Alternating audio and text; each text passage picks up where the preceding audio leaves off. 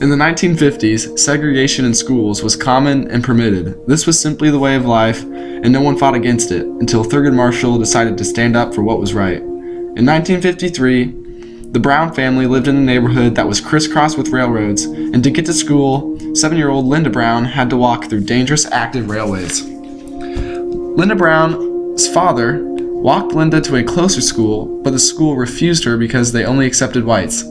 Black schools often did not have buses, were small, outdated, and used books from white schools, and had no heat as well. This case was initiated by a group of NAACP members in Topeka, Kansas.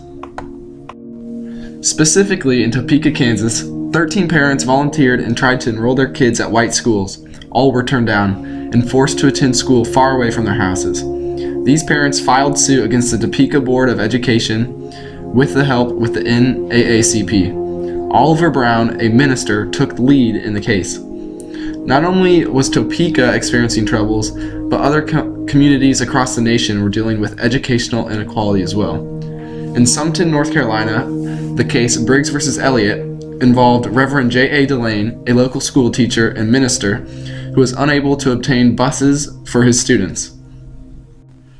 With the help of Thurgood Marshall and his legal team, they decided not to simply obtain buses, but to attack segregation in schools altogether. Thurgood Marshall was the lead attorney for the NAACP and later became the first Black Supreme Court justice. In Delaware, the case by the name Belton v. Gabehart involved 2 overcrowded schools petitioning for more room and seeking integration. In the District of Columbia, the case by the name Bowling et al. Versus C. Melvin Sharp et al. Involved petitioning on behalf of 11 African American junior high school youths who were refused admission to all white schools. Their school was grossly unequal in terms of physical condition and location. In Edward County, the case by the name Davis et al. Versus County School Board of Prince Edward County, 117 African American high school students chose to strike rather than attend class. With Marshall's approval, Robert Carter, the NAACP defense fund lawyer, agreed to represent the 5 cases individually in multiple class action lawsuits. Upon review of the class action lawsuits, the U.S. District Court ruled in favor of the school boards in all cases. Specifically in Topeka, Kansas, attorneys for Topeka argued that separate schools for non-whites in Topeka were equal in every way and were in complete conformity with the Plessy standard. Plessy versus Ferguson standard mentioned here refers to the clause separate but equal. When the district court ruled in favor of the school boards, the NAACP immediately submitted appeals before the U.S. Supreme Court. Various delays followed. Finally, the Supreme Court combined the Kansas appeal with the 4 other school segregation cases and scheduled the case to be heard in December 1953. The cases were grouped under the name Brown v. Board of Education. The basis for Thurgood Marshall's argument was as follows. The school situations were not honoring the Equal Protection Clause of the 14th Amendment. Separate but equal was a legal doctrine in the United States Constitution law that justified and permitted racial segregation, and considered it not being a breach of the 14th Amendment to the United States Constitution, which guaranteed equal protection under the law to all citizens and other federal civil rights laws, as long as the separate entities were equal in opportunity. The precedent in this issue was the case Plessy v. Ferguson, which ruled the separation of blacks and whites constitutional as long as the separate facilities were equal. Thurgood Marshall would not be satisfied with simply attacking the separate but equal clause, for he believed that as long as schools were separate, inequalities would always result. Therefore, he decided to attack school segregation in general.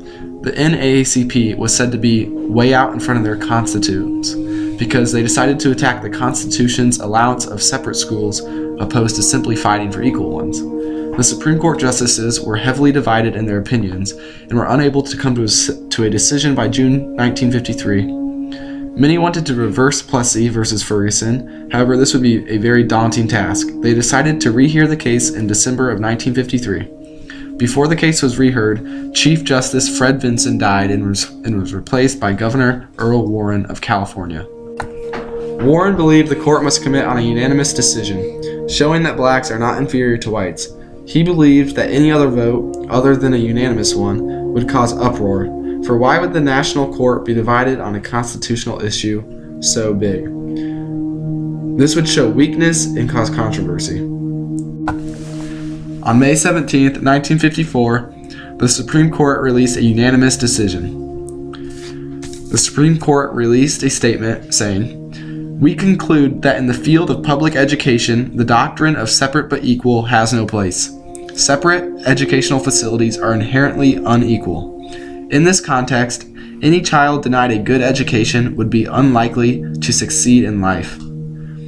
This was a major success for the African American community. However, implementing this new way of life would not be easy or quick. The court declared that desegregation was to proceed with all deliberate speed. To illustrate the results of segregated schools, Dr. Kenneth Clark conducted an experiment with over 300 children involving several dolls of different race. Students who attended minority schools would often refer to the white dolls as the nice, pretty, or smart dolls. This revealed the feeling of inferiority segregation placed on them. This became known as the doll experiment. The Brown versus Board of Education case served as a catalyst for the modern civil rights movement, inspiring education reform everywhere and forming the legal means of challenging segregation in all areas of society. After Brown versus Board of Education, the nation made great strides toward opening the doors of education to all students. In the modern world, there is a growing educational gap between social classes. This educational inequality is alarming to many civil rights advocates. Although the country has moved away from racial segregation, one's community and/or status can still help or hinder their educational experience. Students in lower class communities are 3 times more likely to attend a school where less than 60% of teachers are fully certified. This shows that many students are not being provided equal resources. Janet Yellen, who holds a federal chair on the Board of Education, said in a conference, "There are huge disparities within states between wealthy suburban school districts and poor urban and rural school districts. Efforts by some states to equalize funding between affluent and poor school districts, often prompted by lawsuits, have not significantly narrowed the per-student spending gap, in part because of loopholes in the laws and in part because of huge disparities in private fundraising for public schools." A couple of examples are as follows. As California school districts face budget crisis, many of them have downsized or totally eliminated their summer schools. This shows that as school districts lack funds, students are denied opportunities. According to a review of 2009 to 2010 data, none of the city's strongest schools in New York are located in the poorest neighborhoods of Harlem, the South Bronx, and Central Brooklyn. Schools with the highest scores are found in northeastern Queens and the Upper East Side. As a result of New York City policies, Black, Latino, and low-income students have very limited access to those schools. This proves that education quality varies widely depending on one's community. These factors are disabling the country's goal of equal education. Daniel J. Lozen, director of the Center of Civil Rights Remedies at the University of California at Los Angeles Civil Rights Project, said, "Here we are, 60 years after Brown versus Board of Education, and the data altogether still show a picture of gross inequity in educational opportunity. The major issue that continues to reappear involves standardized testing. Students are asked to take uniform tests in which universities and states evaluate them on. Students who come from less resourceful school districts don't have equal chances to shine on these standardized tests. This is grossly unfair." Just as people fought for educational equality in the 1950s, activists are currently seeking resolutions to the issue today. However, today, the use of the courtroom is not used, but through the use of language and media, activists protest their views. In New York, activists such as Dr. John H. Jackson believe the state should restore funding for education equity that was dramatically reduced over the past 2 years. The state school department should also direct additional funds at schools based on student needs.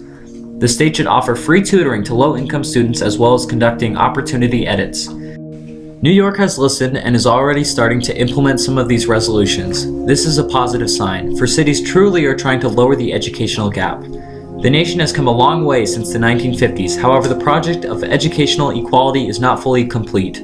One thing remains the same throughout the years. It takes active opposition of the people to change a function of society for the good.